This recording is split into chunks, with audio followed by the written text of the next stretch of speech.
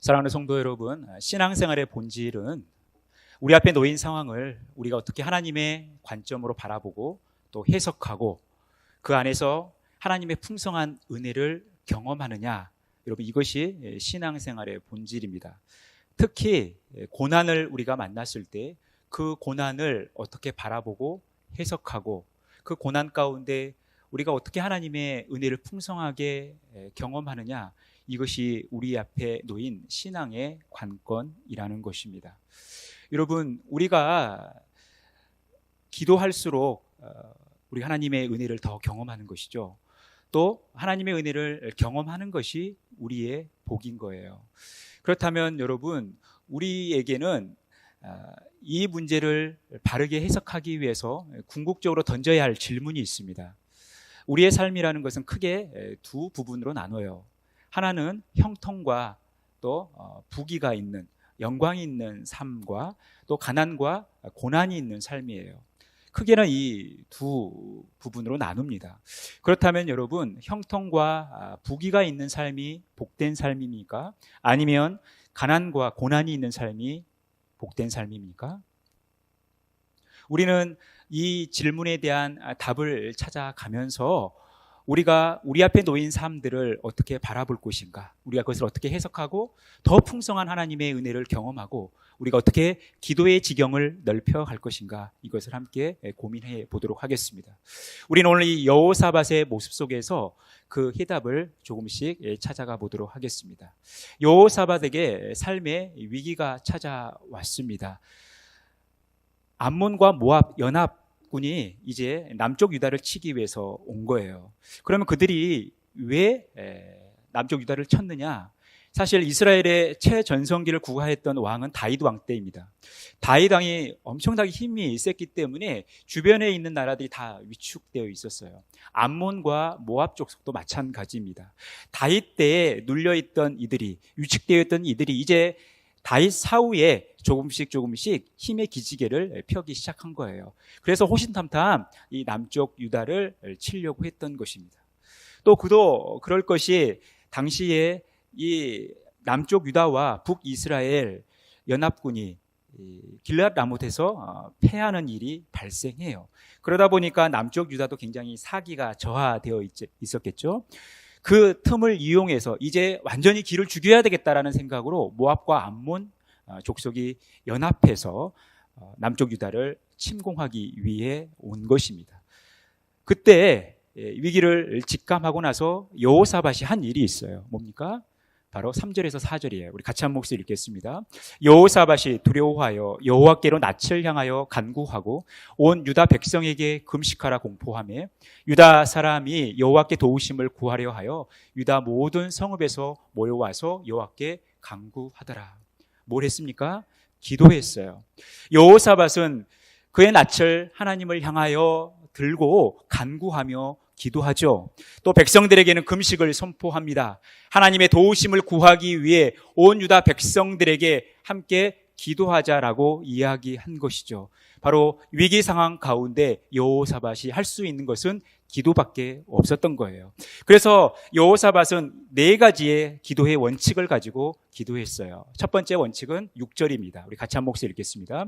이르되 우리 조상들의 하나님 여호와여, 주는 하늘에서 하나님이 아니시니까 이방 사람들의 모든 나라를 다스리지 아니하시나이까? 주의 손에 권세와 능력이 있사오니 능히 주와 맞설 사람이 없나이다. 여호사밧은 하나님의 권세와 능력을 의지하여 기도하고 있다는 거예요.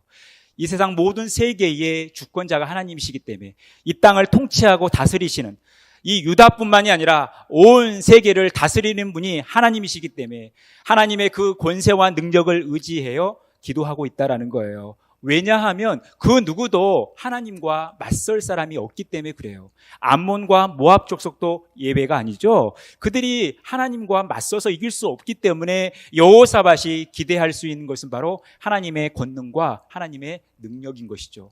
하나님의 주권을 의지하여 기도한 것입니다. 두 번째 원칙, 9절 말씀이에요. 같이 읽겠습니다. 만일 재앙이나 난리나 견책이나 전염병이나 기근이나 우리에게 임하면 주의 이름이 이 성전에 있으니 우리가 이 성전 앞과 주 앞에 서서 이 환난 가운데 주께 부르짖은즉 들으시고 구원하시리다 하였나이다. 여호사밧이 기도했던 두 번째 원칙은 뭐냐면 주님의 말씀을 의지하여 기도한 거예요. 그 옛날 솔로몬이 이제 성전 낙성식을 하고 나서 이 성전 기도를 하지 않습니까? 우리에게 어려움이 생겼을 때, 우리에게 고난이 생겼을 때 이 성전에 임재하신 하나님께서 우리가 기도할 때 우리를 구원해 주실 거라는 그 약속의 말씀을 붙들고 기도하고 있다라는 거예요. 지금 여호사밧은 주님의 말씀을 의지하여 기도하고 있습니다. 세 번째 원칙은 12절이에요. 같이 읽겠습니다. 우리 하나님이여 그들을 징벌하지 아니하시나이까. 우리를 치러 오는 이 큰 무리를 우리가 대적할 능력이 없고 어떻게 할 줄도 알지 못하옵고 오직 주만 바라보나이다. 여러분, 지금 여호사밧은 자신의 처지가 어떠한 처지인지 알고 있어요. 무리가 자신을 향하여 대적해 올 때 그들을 대적할 능력이 없다라는 거죠. 암몬과 모압 족속을 이겨낼 힘이 자신에게 없다라는, 자신의 무능함을 드러나면서 무엇을 하고 있어요? 오직 주만 바라보겠다라는 거예요. 우리가 유심히 볼 말이 바로 바라본다라는 거예요. 이 바라본다는 이 아인이라는 단어는요, 두 가지의 의미가 있어요. 하나는 눈이에요, 눈. 그러니까 오직 주만 바라본다라는 것은 우리의 눈이 주를 향하여 고정하겠습니다. 우리가 주님을 고정해서 주님만 바라보겠습니다 라는 의미라는 거예요. 주님께 우리의 시선을 고정하겠다라는 것이죠. 그리고 이 아인이라는 말은요, 두 번째 샘물이라는 뜻을 가지고 있어요. 여러분, 이 샘물은 뭐예요? 생명의 근원이죠. 물이 있어야 모든 생명체가 사는 거 아닙니까? 그러니까 주님만이 우리의 생명의 근원이기 때문에 우리의 생명의 주권자 대신 주님만 바라보겠다라는 것이죠. 이게 의미하는 게 뭡니까? 지금 여호사밧은 절실함과 절박함을 가지고 기도하고 있다라는 거예요. 방법이 없는 거죠. 자신에게는 힘이 없어요. 능력이 없어요. 오직 주님만 의지할 수밖에 없는 것이죠. 주님만이 자신의 능력이고 주님만이 자신의 생명의 원천이기 때문에 이제 우리가 주님께 시선을 고정하면서 그 생명의 주인 대신 주님을 향한 절실함과 절박함을 가지고 기도하겠다라는 거죠. 여러분, 이것이 세 번째 기도했던 원칙이에요. 마지막 네 번째 기도의 원칙 13절이에요. 같이 한 목소리 읽겠습니다. 유다 모든 사람들이 그들의 아내와 자녀와 어린이와 더불어 여호와 앞에 섰더라. 지금 여호사밧은 혼자 기도하지 않습니다. 또 몇몇 위정자들만 기도하는 것이 아니라 유다 모든 사람들이 함께 합심하여 기도하고 있다는 거예요. 여러분, 지금 여호사밧은 온 백성들이 하나 되어서 합심하여 하나님께 기도하고 있다라는 거예요. 여러분, 이 네 개의 기도의 원칙을 여러분 요약하면 어떻게 됩니까? 지금 여호사밧은 생명의 근원이 되신 하나님께 그분의 권세와 능력을 의지하고 말씀을 의지하여 절실함과 절박함으로 기도하고 있다라는 거예요. 이게 오늘 죄송합니다. 오늘 여호사밧이 보여주고 있는 기도라는 것입니다. 그는 절박한 심령으로 절실하게 하나님께 기도하고 있는 거예요. 시편 123편 1절에서 2절, 이 여호사밧의 기도의 모습을 이렇게 보여주고 있어요. 우리 같이 한 목소리 읽겠습니다. 하늘에 계시는 주여, 내가 눈을 들어 주께 향하나이다. 상전의 손을 바라보는 종들의 눈같이, 여주인의 손을 바라보는 여종의 눈같이 우리의 눈이 여호와 우리 하나님을 바라보며 우리에게 은혜 베풀어 주시기를 기다리나이다. 종이 상전의 손을 바라보는 것처럼 또 여종들이 여주인을 바라보는 그 눈을 가지고 간구하고 있다라는 거예요. 얼마나 지금 절실했으면, 얼마나 절박했으면 이렇게 여호사밧이 기도했겠습니까? 여러분, 이렇게 시선을 고정하고 있다는 것, 여호와 앞에서, 성전 앞에서 기도하고 있다는 것은 지금 여호사밧은 하나님을 가까이 하고 있는 것이죠. 하나님을 가장 가까이서 만나고 있는 거예요. 여러분, 그렇다면 지금 여호사밧과 유다가 처한 상황은 어떤 상황이에요? 복된 상황입니까? 아니면 저주의 상황입니까? 지금 여호사밧과 유다가 처한 상황은 복입니까? 저주입니까? 그 답을 시편 73편에서 우리에게 말씀하고 있어요. 우리 같이 읽겠습니다. 하나님께 가까이함이 내게 복이라. 내가 주 여호와를 나의 피난처로 삼아 주의 모든 행적을 전파하리이다. 여러분, 무엇이 복이라는 거예요? 하나님께 가까이함이 복이라는 거예요. 지금 여호사밧은 하나님을 가까이 하고 있습니까? 그렇지 않습니까? 온 유다 백성들은 하나님을 가까이 하고 있어요? 멀리 하고 있어요? 그들이 기도했다라는 것은, 그들이 소망을 하나님께 두었다라는 것은, 그들이 절박함과 절실함을 가지고 하나님의 주권을 의지하여 기도했다라는 것은 지금 그 어느 때보다도 가장 하나님을 가까이 하고 있는 시기예요. 그러니 지금 유다 백성들과 여호사밧은 복된 삶을 살아가고 있습니까? 저주의 삶을 살아가고 있습니까? 분명 그들이 처해져 있는 상황은 위기의 상황이에요. 그런데 지금 그들에게는 복이 넘치는 거예요. 왜요? 그들이 지금 하나님을 가까이 하고 있기 때문에 그들이 지금 복된 것입니다. 여러분, 왜 여호사밧이 복된 삶인가? 왜 유다 백성들이 지금 복된 삶을 살고 있는가? 이전에 여호사밧의 행적을 살펴보면 알게 돼요. 그것이 증거해주고 있다는 것입니다. 여러분, 역대하 17장부터 여호사밧 이야기가 나와요. 여호사밧이 어떤 왕입니까? 그는 하나님 앞에 정직한 왕이에요. 바알에게 경배하지 않았어요. 오직 하나님께만 구했습니다. 또 하나님의 말씀을 따라 행했어요. 그러다 보니까 북이스라엘의 행위를 따라가지 않았다라는 거예요. 나름 하나님 앞에 진실하고 정직하고 하나님으로부터 인정받은 왕이었다라는 것입니다. 여러분, 이스라엘 백성들의 모습들, 북이스라엘 백성들의 모습들은 남쪽 유다의 모습과는 전혀 다른 거예요.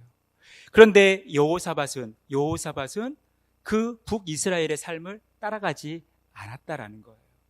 그러다 보니까 하나님으로부터 칭찬을 받았는데 문제는 뭐예요? 위기가 다가왔죠. 위기가 다가왔는데 어때요? 이 위기가 어떻게 됩니까? 그 위기 앞에서 기도할 때 그 결과가 어떻게 나타나요? 우리가 오늘 읽지는 않았지만 29장 29절과 30절에 보면 하나님께서 복병을 두어서 이 모압과 암몬 연합군을 물리쳐요. 자기들끼리 싸우게 해요. 유다 백성들이 힘도 안 들이고 이 전쟁에서 이겨버립니다. 이 전쟁을 승리로 이끌어요. 하나님께서 친히 전쟁의 승리자가 되어주신 거죠. 그리고 나서 그걸로 끝나지 않습니다. 이 소문이 이방 민족들에게 다 퍼져요. 그래서 이제 여호사밧과 유다를 사람들이 두려워하니까 유다를 침공할 마음을 두지 못한 거죠. 여러분, 하나님께서 그렇게 역사하신 거예요. 그가 비록 위기를 만났지만 하나님께 기도할 때, 하나님을 가까이서 만났을 때 하나님께서 그 모든 문제를 풀어주신 거예요. 사실 이 패턴은 여호사밧의 처음 때와 같아요. 하나님께서 여호사밧을 칭찬하셨죠. 여호사밧에게 부귀와 영광을 주셨어요. 견고하게 하셨어요. 그래서 많은 이방 민족들이 여호사밧을 두려워 떨게 했습니다. 그런데 문제가 발생하지 않았어요. 그들에게 위기가 찾아왔어요. 물론 나라들과의 이 역학관계 속에서 암몬 족속과 모압 족속이 연합해서 유다를 침공한 이 사건이지만 여러분, 이 사건의 본질이 무엇인지 성경은 분명히 말씀하고 있어요. 19장 2절 말씀이에요. 우리 같이 읽겠습니다.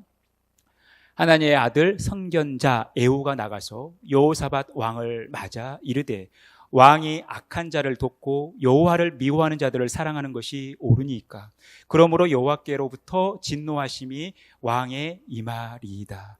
여러분, 지금 여호사밧이 처한 이 위기의 상황은 왜 생겼다라는 거예요? 하나님의 진노하심 때문에 생긴 일이에요. 그러면 왜 하나님께서 진노하셨다라는 거예요? 그렇게 하나님을 잘 경외하고 하나님만 바라봤던 여호사밧이 왜 하나님의 진노를 샀습니까? 여호와를 미워하는 자들을 사랑하는 것이 옳으니까, 이 말은 여호와를 미워하는 자들을 사랑하는 것이 옳지 않다라는 이야기죠. 그러면 여호사밧이 행하고 있는 여호와를 미워하는 자들을 사랑하는 일이 뭐냐라는 거예요. 그게 18장 1절 말씀이에요. 같이 읽을까요? 여호사밧이 부귀와 영광을 크게 떨쳤고 아합 가문과 혼인함으로 인척관계를 맺었더라. 하나님 앞에 나름 진실한 삶을 살았던, 하나님 앞에 정직하고 바알을 숭배하지 않고 하나님만 경외했던 여호사밧에게 하나님께서 주신 복이 뭐예요? 부귀와 영광이죠. 부귀와 영광을 크게 떨쳤어요. 여기까지는 좋아요. 그런데 어떤 일을 그가 행합니까? 아합 왕과 혼인한 거예요. 인척관계를 맺은 거예요. 여러분, 그러면 아합의 자녀와 여호사밧의 자녀가 서로 뜨겁게 사랑해서 결혼했겠습니까?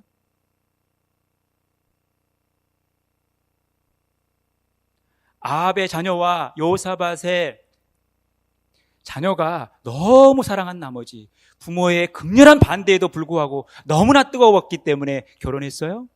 그렇지 않죠. 그들의 결혼은 정략 결혼인 거예요. 왜 그러면 여호사밧이 이 정략 결혼을 선택했을까? 두 가지 정도는 생각할 수 있어요. 하나는 그의 아버지인 아사왕 때 북이스라엘과 남쪽 유다가 사이가 별로 안 좋았어요. 여러분, 나눠진 나라가 같은 민족이긴 하지만 서로 다투면 좋습니까? 싫습니까? 여러분, 우리나라가 남과 북으로 지금 나눠져 있는데 남과 북이 서로 다투는 게 좋습니까? 좋지 않잖아요. 서로 잘 지내야 되죠. 그런 의미에서 여호사밧이 아합과 동맹을 맺었을 수도 있어요. 또 하나는 이제 주변에 힘센 나라들이 많이 등장하고 있죠. 그래서 틈만 나면 호신탐탐 이 나라를 이렇게 노리고 있는 거예요. 그러다 보니까 동맹의 필요성을 느꼈겠죠. 그런데 여러분, 이 일은 하나님께서 기뻐하시는 일이 아니에요. 왜요? 아합이 하나님을 사랑하는 왕이었습니까? 아합은 하나님을 사랑하는 왕이 아니었어요. 아합은 하나님을 대적했던 왕이에요. 그러면 하나님을 사랑하지 않고 하나님을 미워했던 아합 왕을 사랑했다는 것은 하나님 보시기에 여호사밧이 하나님을 사랑했다는 거예요?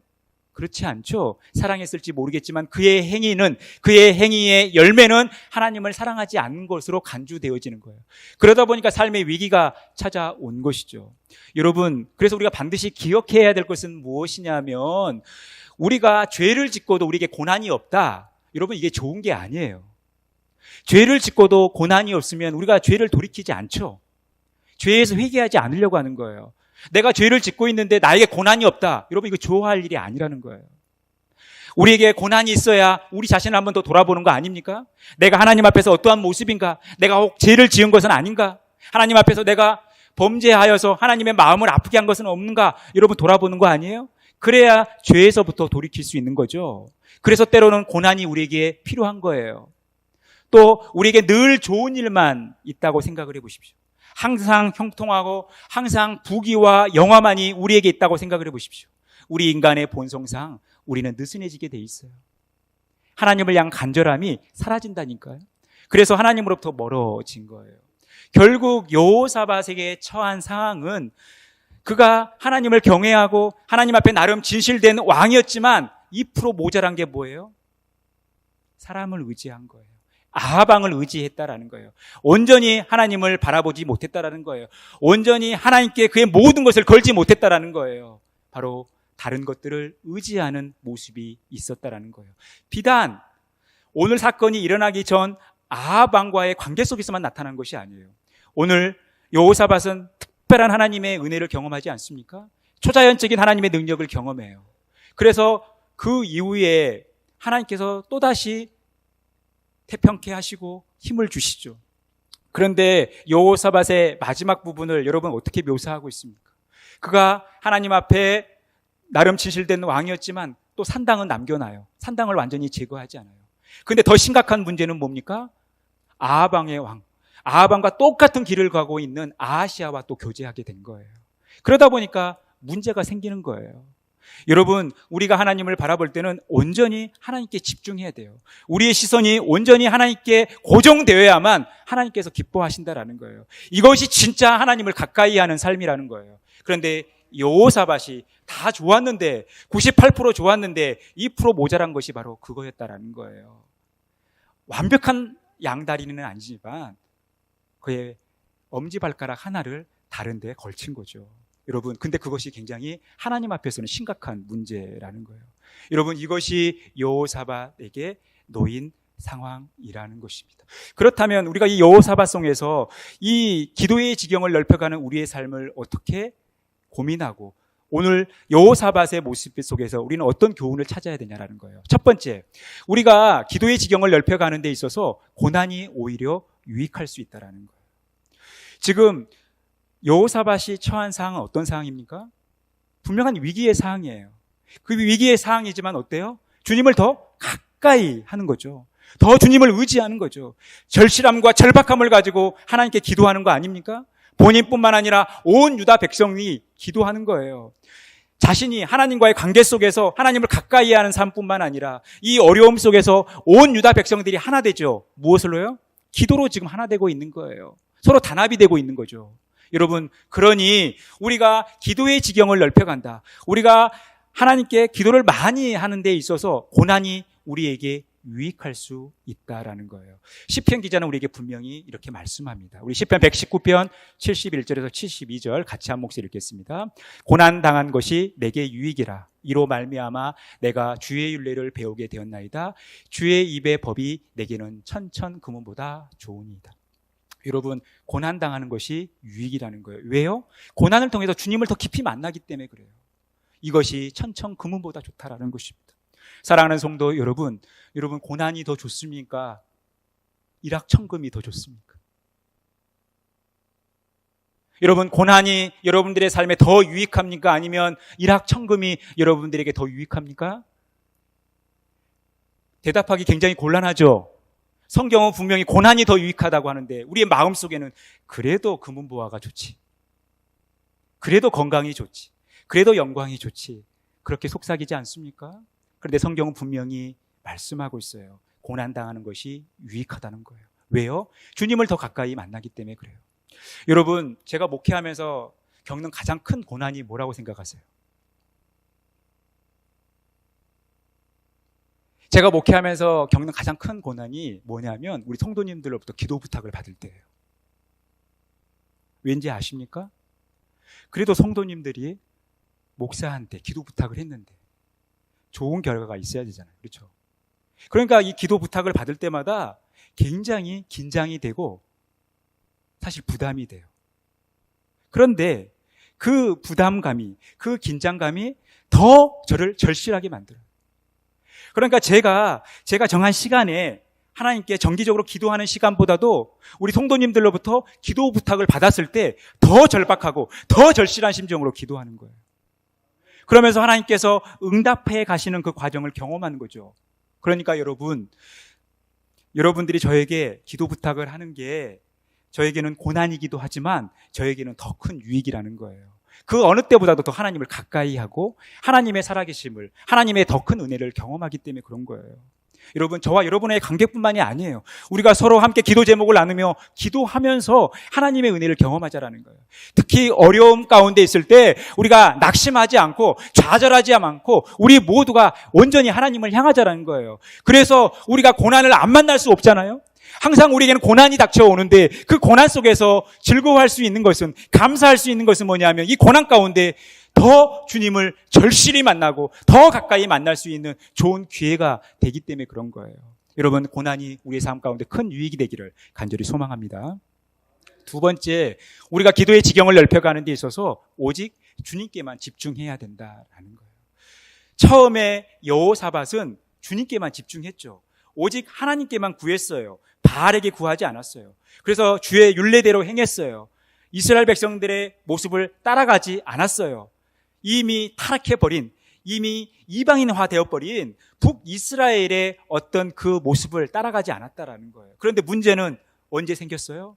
그가 부귀와 영광이 넘칠 때 아합 왕과 동맹한 거죠. 나중에 아하시아와도 동맹을 해요. 교제해요. 이게 문제였다라는 거예요. 오직 주님께 집중하지 않았다라는 거예요. 언제 여호사밧이 주님을 가까이서 만났습니까? 17장 4절에 보면 오직 그의 아버지 하나님께 구하며 그의 계명을 행하고 오직 하나님께만 구했다라는 거예요. 그리고 오늘 본문 12절 오직 주만 바라보나이다. 여러분, 여호사밧이 가장 하나님을 가까이서 만날 때, 그가 가장 절실하고 가장 간절했을 때, 주님의 은혜를 그 어느 때보다도 크게 누렸을 때 오직 주만 바라본다라는 거예요. 오직 주만 바라보았을 때, 오직 주만 향했을 때, 오직 주님께 그의 눈을 고정했을 때 그는 하나님을 가장 가까이에서 만났다라는 거예요. 그래서 우리가 늘 주님을 의지하는 삶을 살아가야 돼요. 반면에 여호사밧이 언제 문제가 생겼습니까? 아합과 동맹을 맺을 때 아닙니까? 아시아와 동맹을 맺을 때 아니에요? 다른 것들을 의지할 때, 하나님 외에 다른 것들을 의지할 때 문제가 발생한 거예요. 그래서 시편 146편 3절 5절 이렇게 말씀하죠. 우리 같이 읽겠습니다. 귀인들을 의지하지 말며 도울 힘이 없는 인생도 의지하지 말지니 야곱의 하나님을 자기의 도움으로 삼으며 여호와 자기 하나님에게 자기의 소망을 두는 자는 복이 있도다. 여러분, 귀인들을 의지하지 말라라는 거예요. 도울 힘이 없는 인생도 의지하지 말라는 거예요. 왜요? 이것들은 다 한계가 있기 때문에. 조금 지나면 다 소멸되기 때문에 그래요. 그래서 자기의 도움으로 삼으며 자기 하나님을 자기의 소망으로 두며 살아갈 때 그런 사람이 복되다라고 말씀하고 있는 거예요. 여호사밧은 하나님만 집중해야 됐어요. 오직 하나님만 바라봐야 됐다라는 거예요. 여러분, 방금 전에 말씀드린 것처럼 여러분, 여호사밧 왕이 누구와 동맹을 맺습니까? 아합과 동맹을 맺어요. 아하시아와 동맹을 맺습니다. 여러분, 남과 북이 서로 화평을 이루고 화목하게 지내는 거, 서로 다투지 않고 하나 되는 거 좋은 일이에요? 좋지 않은 일이에요? 겉으로 보기에는 좋은 일이죠. 국가적으로는 아합 왕과 친하게 지내는 거, 사이좋게 지내는 거, 아하시아와 사이좋게 지내는 거 굉장히 좋은 일이죠. 여러분, 우리가 인간관계를 할 때 할 수만 있다면 다른 사람들과 화평하고 화목을 이루며 하나 돼야 되지 않겠어요? 그런데 우리가 간과하지 말아야 될 것이 있어요. 우리가 하나됨도 중요하고 화평도 중요하고 화목도 중요한데 우리가 반드시 점검해야 될 것은 이것이 주 안에서 이루어지고 있냐라는 거예요. 거기에서 혹 악은 없냐라는 거예요. 아합 왕과 어울렸을 때 문제가 뭡니까? 표면적으로 화목하고 나라가 서로 평화롭게 지내는 건 좋지만 아합 왕은 하나님을 섬기는 왕이 아니었어요. 심지어 하나님을 미워하는, 하나님을 대적하는 왕이었어요. 이것을 하나님은 문제 삼으신 거예요. 아하시아도 마찬가지죠. 여러분, 우리가 화목을 추구하되 화평을 추구하되 이것이 주 안에서 이루어져야 되는 거예요. 우리 안에 있는 악의 요소들을 제거해야 된다는 거예요. 그럴 때 문제가 생기지 않는 것입니다. 그런 것들이 우리의 삶의 위기로 찾아올 수 있다는 거예요. 그런데 그 위기가 우리에게 온다 할지라도 그 위기 속에서 우리는 더 주님을 만날 수 있는 거예요. 여러분, 그래서 고난이 우리의 기도의 척도가 되는 거예요. 여러분, 이 기도의 척도가 주님을 더 깊이, 더 많이 풍성히 만나는 척도가 될 수 있다는 거예요. 여러분, 그래서 때로는 우리의 이 고난의 지경이 우리의 기도의 지경이 될 수 있고 우리가 주님을 더 풍성하게 만나는 넓은 지경이 될 수 있다는 것입니다. 그래서 고난 가운데 늘 기뻐할 수 있는 것이죠. 여러분, 우리에게 이쯤 되면 하나의 질문이 생기지 않습니까? 그렇다면 목사님, 우리가 고난이 유익하기 때문에 우리가 늘 고난만 추구하고 살아야 됩니까? 하나님, 우리에게 늘 고난만 주십시오라고 기도해야 됩니까? 우리에게는 부귀와 영화는 우리의 삶에 의미가 없습니까? 이런 질문이 들죠. 왜요? 고난이 우리에게 유익하니까. 고난이 더 주님을 가까이서 만날 수 있는 좋은 기회이니까. 여러분, 고난이 우리에게 유익하니 우리가 고난을 좋아하고 고난을 좋게 받아들이는 거 매우 중요한 문제죠. 그런데 여러분, 우리의 고민이 그렇게 생기는 거예요. 그러면 부귀와 영화는 우리의 삶에 큰 의미가 없냐, 형통은 우리의 삶에 큰 의미가 없냐라는 거예요. 그래서 우리에게 주신 말씀이 있어요. 바로 야고보서 5장 13절이에요. 우리 같이 한 목소리 읽겠습니다. 너희 중에 고난당하는 자가 있느냐? 그는 기도할 것이요. 즐거워하는 자가 있느냐? 그는 찬송할지니라. 여러분, 고난과 즐거움은 어때요? 잘 어울립니까? 고난과 즐거움이 잘 어울린다고 하는 분들은 병원에 가서 잠깐 검사를 좀 받아보실 필요는 있어요. 고난 중에 즐거워하는 사람을 대부분의 사람들이 이상하게 봅니다. 그런데 우리 그리스도인들, 하나님을 섬기는 사람들은 이 고난과 즐거움을 함께 볼 수 있어야 돼요. 어울리게 볼 수 있어야 돼요. 왜요? 고난과 즐거움이 서로 상반된 것 같지만 어디에서 만나요? 기도와 찬송에서 만나는 거예요. 고난 중에 우리는 기도하는 거예요. 즐거움 중에, 형통 중에, 부귀, 영화를 누릴 때 우리는 하나님께 찬송하는 거예요. 하나님께 감사하는 거예요. 그러니 여러분, 우리가 고난을 당하고 혹은 우리가 즐거운 일이 생기고, 여러분, 이것이 중요한 게 아니라 우리가 고난 가운데 있다 하더라도 기도하고 즐거움 가운데 있더라도 우리가 찬송하면서 하나님을 가까이 하는 것 그 자체가 중요한 거예요. 우리의 삶의 의미는 우리가 어떠한 상황 속에서 얼마나 하나님을 가까이 하느냐, 얼마나 하나님께 기도하며 하나님께 찬양하는 삶을 살아가느냐, 이것이 우리의 삶의 본질, 우리의 신앙의 본질이라는 거예요. 여러분, 고난 가운데 있습니까? 기도하셨으면 좋겠어요. 여러분의 삶이 늘 형통하십니까? 우리의 삶이 느슨해지지 않도록, 나태해지지 않도록, 하나님으로부터 멀어지지 않도록 늘 하나님을 찬송하는 삶을 살아가시기를 간절히 바라겠습니다. 그때 고난도 우리의 복이 되는 거고 즐거움이 우리에게 복이 되는 거예요. 부귀와 영화가 우리의 복이 되는 것입니다. 우리가 고난 가운데 있든 또 부귀와 영화 가운데 있든 늘 주님을 가까이 하는 기도자의 삶을 살아가시면서 기도의 지경을 넓혀가시는 그런 복된 삶 살아가시기를 간절히 축원합니다.